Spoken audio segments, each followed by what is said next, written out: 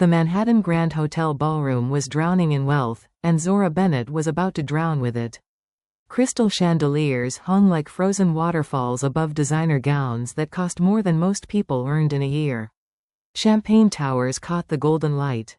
Laughter floated through the air, the practiced kind, the kind that sealed deals worth millions between sips of Dom Perignon. Zora adjusted her emerald dress and reminded herself to breathe. 3 years ago, she couldn't have afforded the cab fare to this neighborhood. Couldn't have dreamed of standing in a room where her name meant something. Where people nodded at her with respect instead of looking straight through her like she was invisible. Now she was senior investment analyst at Hagen & Associates. Tonight, she would present to a room full of the most powerful executives on the East Coast. She had earned this. Every sleepless night when her eyes burned from studying. Every meal she skipped to save for tuition. Every morning she woke up in that tiny Brooklyn studio and told herself, one more day. Just get through one more day. This moment was built from sacrifice. From stubborn refusal to stay broken. And nobody could take it from her. She scanned the room, mentally preparing for her presentation. Names and faces she recognized from financial magazines. Old money shaking hands with new tech fortunes. The kind of gathering where careers were made over appetizers and destroyed before dessert. Then she felt it. Eyes on her. Not curious glances or professional interest. Something sharper. Something that made the hair on her neck stand straight. She turned slowly, and her blood turned to ice. Derek Whitfield, her ex-husband, standing 30 feet away with a champagne flute in one hand and a petite woman dripping in diamonds on his arm. Same expensive suit. Same expensive watch. Same smile that promised the world and delivered only pain. The man who spent 3 years convincing her she was worthless. The man who controlled every dollar, every friendship, every moment of her existence. The man who threw her away with nothing but debt and despair when she finally found the courage to leave. He was walking toward her. That familiar stride. Confident. Predatory. The walk of a man who had never been told no by anyone who mattered. Zora's heart slammed against her ribs. Her palms went slick. Every instinct screamed at her to run. To hide. To become small and invisible the way she used to. But she planted her heels into the marble floor. She wasn't that woman anymore. Derek stopped in front of her, that poisonous smirk spreading across his face. Well, Zora. He let her name hang in the air like a verdict. I almost didn't recognize you. What Derek does next? Unforgivable. What happens after? Unforgettable. Subscribe now and comment below if you have been humiliated before, so you don't miss a second of this. Let's keep going. Derek's voice carried across the nearby tables. Loud. Deliberate. Designed to draw an audience. Everyone, he announced, gesturing to the cluster of executives who had turned to watch, I want you to meet someone special. This is Zora. She used to be my wife, if you can believe it. Murmurs rippled through the group. Curious glances. The kind of attention that felt like being stripped naked in public. His new wife stepped closer. Priscilla Chen. Old money family. The kind of woman who looked at the world like it existed to serve her. She examined Zora the way someone might examine a stain on their shoe. This is her? Priscilla's lip curled. The one you told me about? Derek nodded, warming to his performance. Don't worry. She's found her calling now. He tilted his head with mock concern. What is it exactly you do here, sweetheart? Coat check? Catering? A few people laughed. Uncomfortable. Complicit. Priscilla smirked. She does look like the help, doesn't she? More laughter now. The kind that compounds shame. The kind that makes your throat close and your skin burn. Derek stepped closer, lowering his voice just enough to seem intimate while making sure everyone could still hear. Zora was always better at serving than succeeding. Isn't that right? He shook his head with theatrical sadness. I tried to help her. I really did. But some people just don't have what it takes to rise above their station. The words landed like punches. Station. Like she was beneath him. Like she had always been beneath him. Like the 3 years of marriage where he controlled every dollar, monitored every phone call, and criticized every breath she took were somehow her fault. Zora felt the familiar heat rising to her face. The old instinct clawing at her chest. Shrink. Apologize. Disappear. Become small enough that they forget you exist. Then something shifted. She remembered the rice and beans she ate at midnight while studying for her MBA.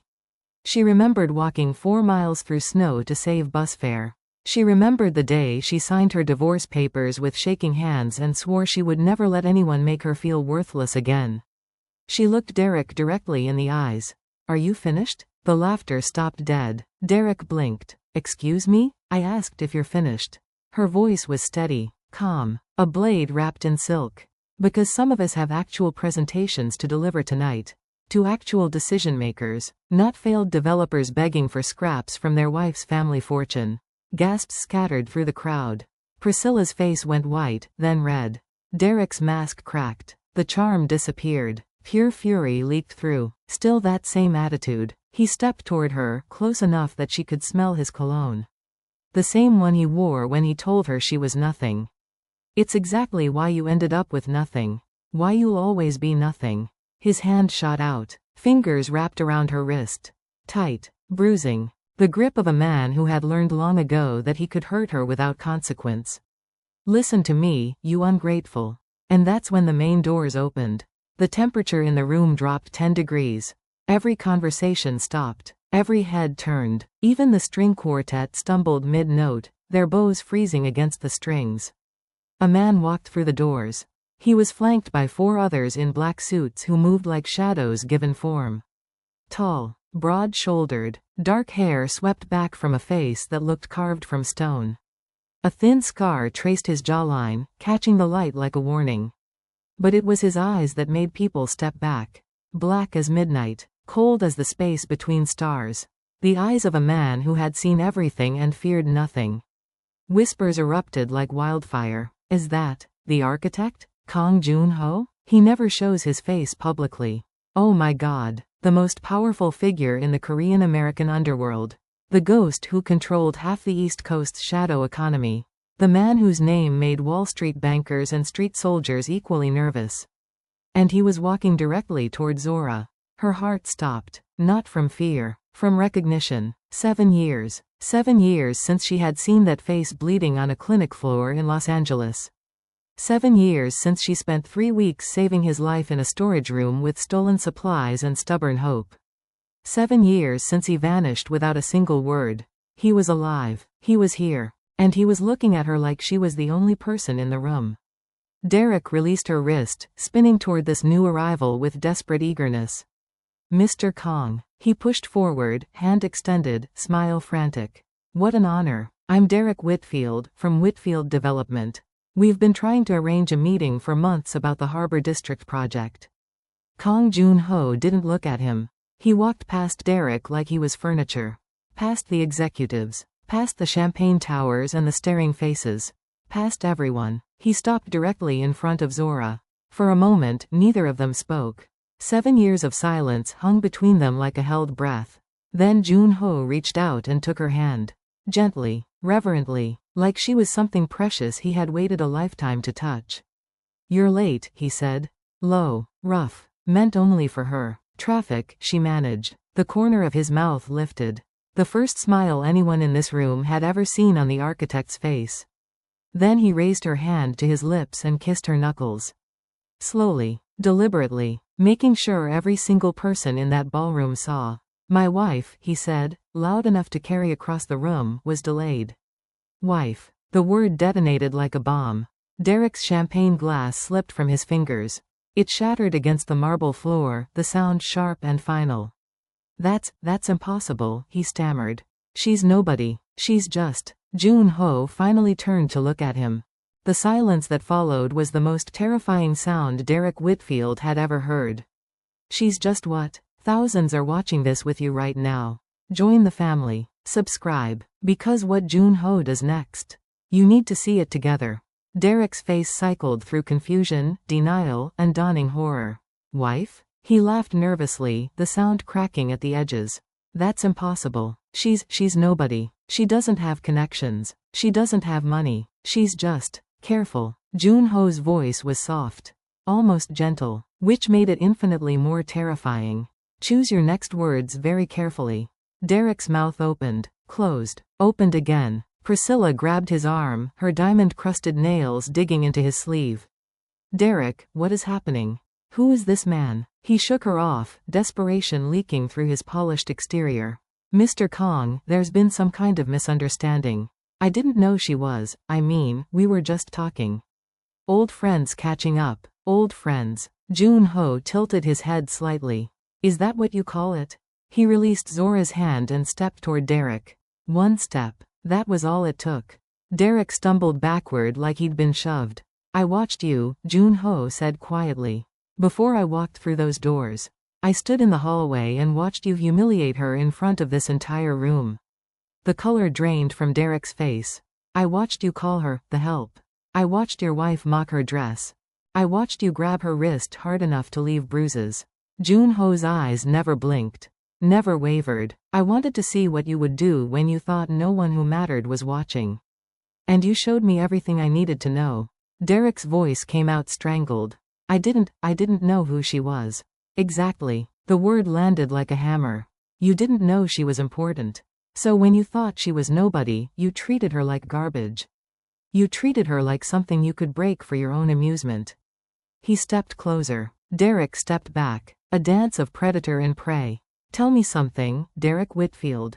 If your respect depends on someone's status, is it respect at all? Or just fear wearing a polite mask? Silence. The entire ballroom had stopped breathing. Derek tried to pivot. Survival instinct kicking in through the panic. Mr. Kong, please. The Harbor District project, we've been trying to arrange a meeting for 18 months. I know we can offer tremendous value to your organization. If we could just discuss. 18 months. Jun-ho smiled. It didn't reach his eyes. Yes, I know exactly how long you've been waiting. He snapped his fingers. One of his men stepped forward, tablet in hand. The Harbor District contract went to Chen Nakamura Collective 6 weeks ago. The announcement goes public tomorrow. Derek swayed. What? But we were told we were finalists. We invested everything into that proposal. I know. I let you. The words hung in the air like poison. I let you bid. Let you hope. Let you pour resources you couldn't afford into presentations I was never going to read. Jun-ho's voice dropped lower. I wanted you to reach for something you'd never touch. The same way you made her reach for dignity you kept snatching away.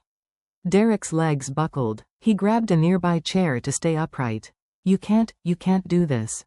I have investors. I have obligations. This will destroy me. Yes. Jun-ho said it like he was confirming the weather. It will. He glanced at the tablet his man held. But that's not your biggest problem. The forensic audit of Whitfield Development's finances was completed this morning. The results were submitted to the SEC, the FBI, and 3 major news outlets approximately 2 hours ago. All remaining color vanished from Derek's face. $42 million.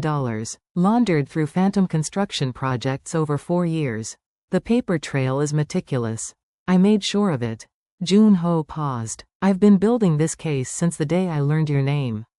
Derek's voice was barely a whisper. Why? Why would you do this? Jun-ho looked at Zora. Then back at Derek. Because she saved my life. And you tried to destroy hers. The room had gone completely still. Not the uncomfortable silence of scandal. Something deeper. The kind of silence that falls when people realize they're witnessing something they'll remember for the rest of their lives.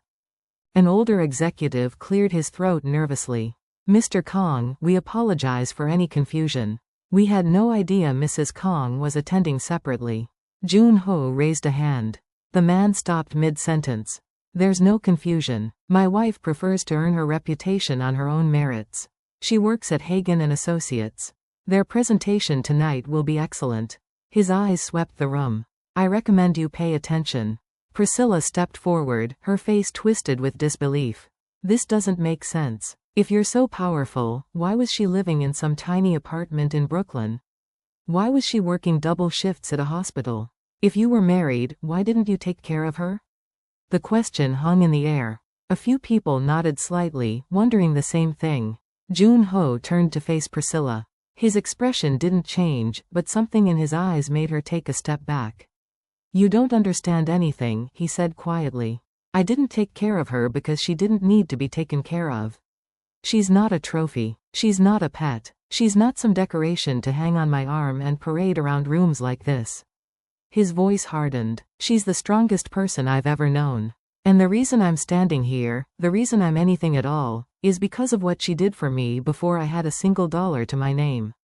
He turned to address the entire room. Every eye was locked on him. 7 years ago, I was dying. The words landed like stones dropped into still water.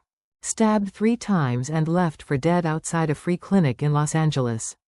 I was 22 years old. I had nothing. No money. No family. No one coming to save me. The men who did it were people I trusted. People I called brothers. He paused, letting the weight of it settle. A nurse found me bleeding on the concrete at 3 in the morning. She could have called the police. She could have walked away and let me die quietly. That's what most people would have done. His eyes found Zora across the room. She stood frozen, tears streaming silently down her face. Instead, she dragged me inside alone. She operated on me with supplies meant for stitches, not surgery. She hid me in a storage room for 3 weeks. Changed my bandages. Brought me soup. Sat with me when the pain was so bad I couldn't speak. The room was absolutely silent. She didn't know who I was. Didn't know what I'd become. She just saw someone who needed help and decided that was enough. His voice dropped lower, raw with something he rarely allowed anyone to see. She talked to me during those weeks. Not because she wanted anything. Because she saw something in me that I couldn't see in myself. She told me that the world measures a man by what he takes from it, but the man he becomes is measured by what he leaves behind. He repeated the words slowly, like a prayer. She said power isn't the ability to destroy. Any fool can destroy. Power is the restraint to build something worth protecting. He looked at Derek, who stood trembling by his chair. Everything I've built, every decision I've made, every principle I operate by. It started in that storage room with a woman who saw possibility in someone the world had already thrown away. His jaw tightened. And you, the word was a blade. You spent 3 years trying to convince her she was nothing. You took the woman who saved my life and made her believe she was worthless. You broke her down piece by piece for your own entertainment. Derek opened his mouth. Nothing came out. So yes, I've been waiting 18 months for this moment. Not for revenge. Jun-ho shook his head slowly. For justice. Because some debts can't be measured in money. And some people need to learn that the nobody they stepped on was holding up the entire world. He turned back to the room. Remember that. The next time you look at someone and decide they don't matter. The next time you think no one important is watching. Someone always is. The silence shattered like glass. Priscilla spun toward Derek, her face contorted with fury. Financial crimes? FBI? What is he talking about, Derek? Derek's hands were shaking. It's not what it sounds like. I can explain. Explain what? Her voice rose to a shriek that echoed across the ballroom. You told me the company was stable. You swore the Harbor District contract was guaranteed. That's the only reason I. She stopped, but everyone understood what she didn't say. That's the only reason I married you. Derek reached for her arm. Priscilla, please, just let me. She yanked away from him like his touch burned. Don't you dare. Don't you dare touch me. Her breathing came fast and shallow. The perfectly composed socialite was crumbling in real time, and every person in that ballroom watched it happen. My family warned me about you, she hissed. They said you were desperate. They said your company was bleeding money. But you promised. You looked me in the eye and promised. I was going to fix it. Derek's voice cracked. The contract would have fixed everything. There is no contract. Priscilla screamed. There was never going to be a contract. He just told you, he's been playing you for 18 months. She laughed then. A bitter, broken sound. And I fell for it. I fell for you. Her hand went to the massive diamond on her finger. The ring Derek had presented to her at a party just like this one. Cameras flashing. Champagne flowing. Everyone applauding the perfect couple. She ripped it off. The diamond caught the chandelier light one last time before she threw it at his chest. It bounced off and clattered to the marble floor. Nobody moved to pick it up. We're done, Priscilla said coldly. And my family's lawyers will make sure you never recover from this. You think the FBI is your problem? Wait until the Chens are finished with you. She turned on her heel and walked toward the exit. Her footsteps echoed like a countdown. Click, click, click. She didn't look back. Derek stood alone in the center of the ballroom. The executives who had laughed with him 20 minutes ago wouldn't meet his eyes. The investors he'd been courting all night had already drifted toward the opposite side of the room. Even the waiters seemed to be avoiding his section. He was a dead man standing. Everyone knew it. Nobody wanted to be close enough to catch the disease. His legs gave out. He grabbed a chair to keep from hitting the floor, his breathing ragged and desperate. The confident predator from earlier was gone. All that remained was a man watching his entire life disintegrate. His eyes found Zora across the room. She stood beside Jun-ho, quiet and still. Not gloating, not smiling, just watching. Zora. Her name came out strangled. Please. He stumbled toward her, ignoring the whispers and stares. Tell him to stop. Tell him I'll do anything. I'll apologize publicly. I'll pay you back everything. You'll what? Zora's voice was calm, terrifyingly calm. I'm sorry. Tears streamed down his face. Real tears. The ugly kind that come when a man realizes he's lost everything. I'm sorry for all of it. Just make him stop. Please. I'm begging you. The man who once told her she was nothing was begging at her feet. And Zora looked down at him the way you look at a stranger. Then she stepped forward. I put my heart into these stories. If this one's got you hooked, let make it reach more people. Hit subscribe, share and like. It's free. It helps more than you know. Let's continue. Zora walked toward Derek slowly. Every step deliberate. Every movement controlled. The room held its breath, waiting to see what she would do. She stopped directly in front of him. He looked up at her from where he crouched against the chair, eyes red and swollen, face wet with tears. The confident man who had strutted across this ballroom 30 minutes ago was gone. What remained was something small and broken. Do you remember what you said to me? Her voice was quiet, steady. The day you threw me out with nothing? Derek's lips trembled. Zora, please. You said, try to make something of yourself, sweetheart. I'll enjoy watching you fail. The words hung between them like ghosts.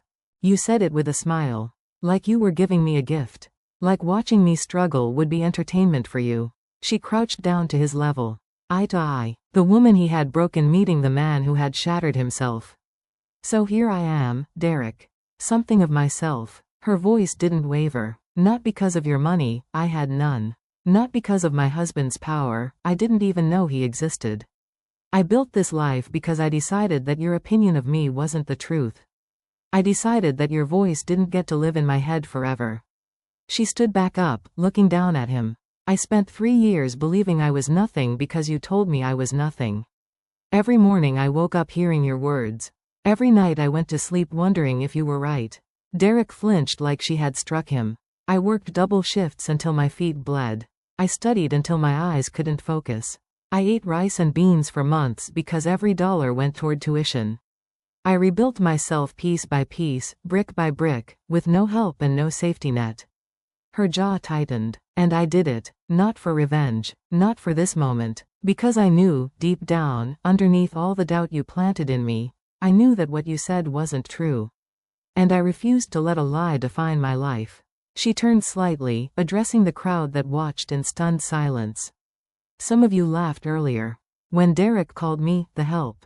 When his wife said I looked like catering staff. I saw you. I heard you. A few faces went pale. Eyes dropped to the floor. I'm not asking for apologies. I don't need them. But I want you to remember this moment the next time you look at someone and decide they don't matter. Her voice rose, filling the ballroom. The next time you see a woman in a simple dress and assume she's beneath you. The next time you meet someone without a famous last name and treat them like they're invisible. The next time you laugh at someone's struggle because it makes you feel superior. She paused. That's the real measure of who you are. Not how you act when cameras are flashing and important people are watching. How you act when you think no one will ever know. She looked back at Derek. So no, I won't tell my husband to stop. Not because I want you destroyed. But because what's happening to you isn't revenge. She let the silence stretch. It's just consequences. The kind that eventually find everyone who builds their life on hurting others. Derek sobbed. An ugly, broken sound. Zora, I'm sorry. I'm so sorry. I know you are. Her voice softened slightly. Not with forgiveness. With something closer to exhaustion. You're sorry because you got caught. You're sorry because there are consequences. But you weren't sorry when I was crying alone in that apartment. You weren't sorry when I couldn't afford groceries. You weren't sorry when I had nothing. She took Jun-ho's hand. The world will try to write your story for you. It will tell you what you're worth, what you deserve, what you'll never become. But the only pen that matters is the one in your own hand. She squeezed her husband's fingers. Now, if you'll excuse me, I have a presentation to deliver. For the firm that hired me based on my skills, not my connections. And she walked toward the stage, head high, leaving Derek Whitfield in the wreckage of everything he used to be. The presentation was a triumph. Standing ovation. 7 new client inquiries before she even stepped off the stage. Partners from firms she'd only read about in magazines shaking her hand and asking for meetings. But Zora barely registered any of it. Her mind was somewhere else. 7 years in the past. 3 weeks in a storage room. A dying stranger who became the most powerful man she'd ever known. Now they sat in the back of his car, the city lights blurring past tinted windows.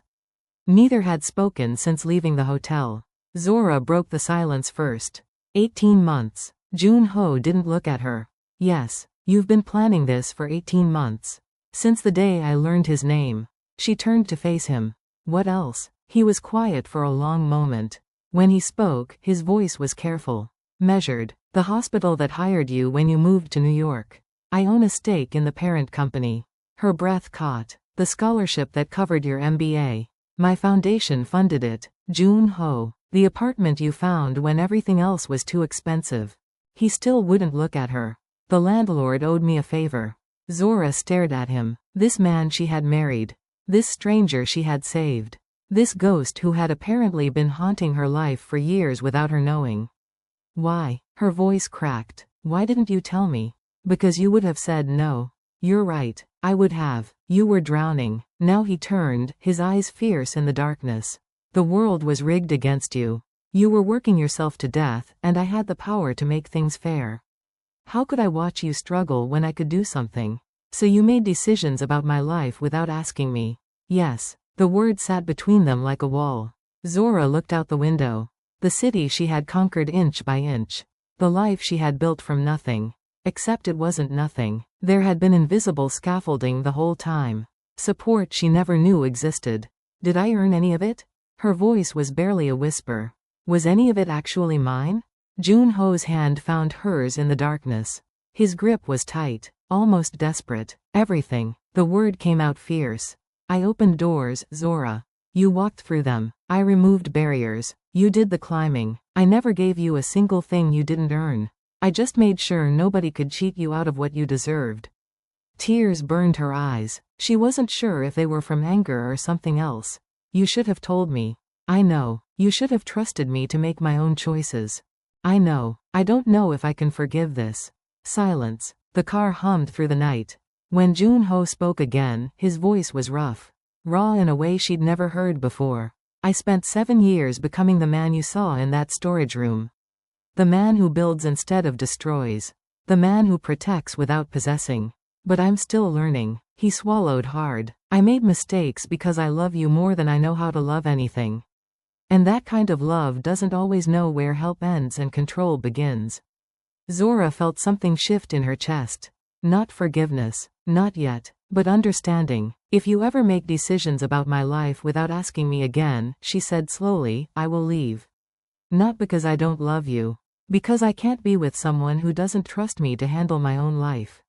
I understand. Say it back to me. His eyes met hers. If I make decisions about your life without asking you, you'll leave. Because partnership means equality. Because love without respect is just another kind of prison. She studied his face for a long moment. Then she leaned over and pressed her lips to his. Softly, briefly, a promise and a warning wrapped into one.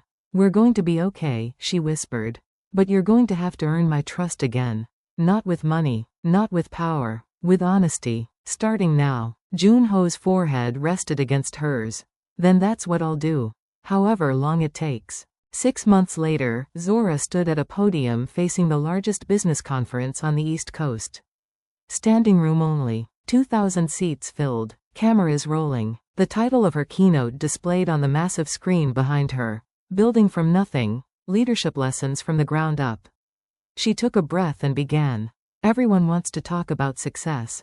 The wins. The trophies. The magazine covers. She paused. But nobody wants to talk about what comes before. The nights when you're not sure if you'll make rent. The mornings when you wonder if you're fooling yourself.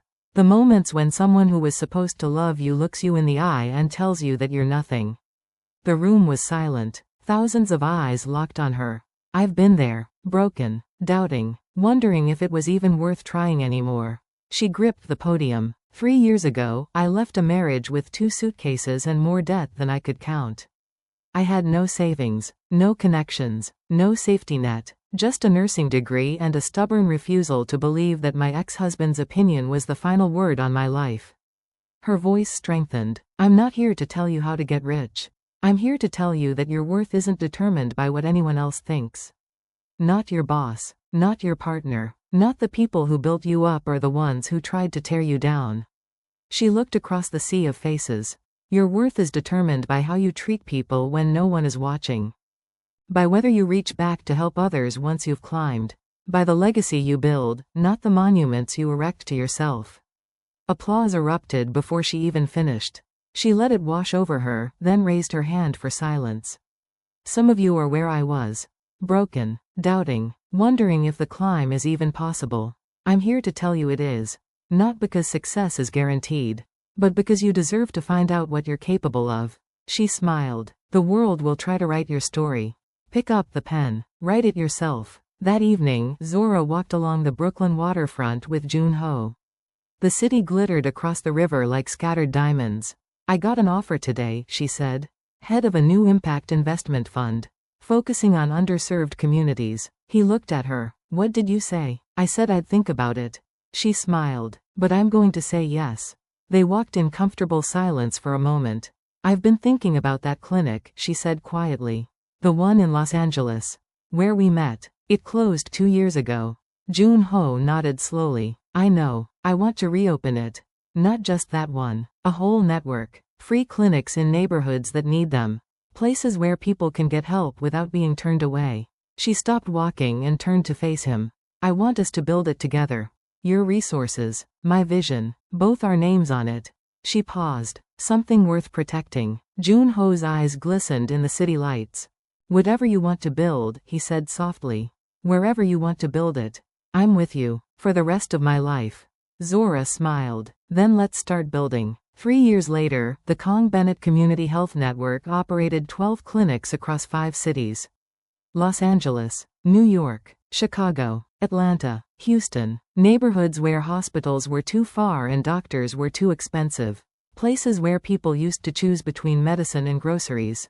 Where a sick child meant a missed paycheck and a missed paycheck meant eviction. Now there were doors that stayed open. Nurses who didn't ask for insurance cards. Doctors who remembered your name. Zora's name was on every building. Not because she demanded it. Because the communities insisted. Derek Whitfield served 14 months in federal prison. Wire fraud, money laundering, tax evasion. The prosecutors had so much evidence they didn't know where to start. Jun-ho had been thorough. When Derek got out, he tried to rebuild. Applied to firms that wouldn't return his calls. Pitched investors who pretended not to know his name. The financial world has a long memory and a short tolerance for fallen kings. Last anyone heard, he was selling used cars in New Jersey. Living in a 1-bedroom apartment. Alone. Some people said it was karma. Others said it was justice. Zora didn't say anything at all. She'd stopped thinking about him years ago. Priscilla Chen remarried within 8 months. A tech founder from San Francisco. Twice as wealthy as Derek had ever pretended to be. She never mentioned her first husband again. As far as her new social circle knew, he had never existed. Some prisons don't have bars. Zora's TED Talk, The Dignity of Second Chances, hit 40 million views. Schools played it in assemblies. Companies showed it in training sessions. Women in shelters watched it on cracked phone screens and cried because someone finally understood. She didn't talk about revenge in that video. She talked about rebuilding. About the moment you decide that someone else's cruelty doesn't get to write your ending. 40 million people heard her. And some of them started writing their own stories. On a quiet Tuesday evening, Zora sat on their balcony watching the sun set over Manhattan. Twin girls played in the living room behind her, 3 years old, with their father's intensity and their mother's stubborn chin. Jun-ho joined her, handing her a glass of wine.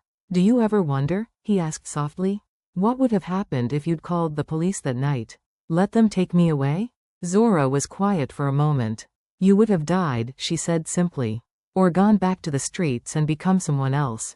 Someone who destroyed instead of built. And you? I would have married Derek anyway. Believed his lies. Maybe survived. Maybe not." She took his hand. "That's the thing about choices. You make them without knowing where they lead. And then you spend your whole life living in the world they create." Jun-ho pressed a kiss to her hair. "Power isn't what you take," she murmured. "It's what you leave behind."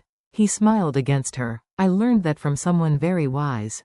"She sounds incredible." "She is." Outside, the city hummed with a million stories. But theirs was the only one that mattered right now. A story about second chances. About building instead of destroying.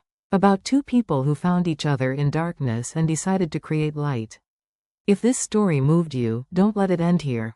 Subscribe to this channel for more stories that remind you, your past doesn't own your future. Someone out there needs to hear this today. Share it with them. Drop a comment telling me what lesson hit you hardest. Was it her strength? His transformation? The moment she chose herself? And remember, the world will try to write your story. Don't let it. Pick up the pen. Write your own ending. Until next time, stay blessed.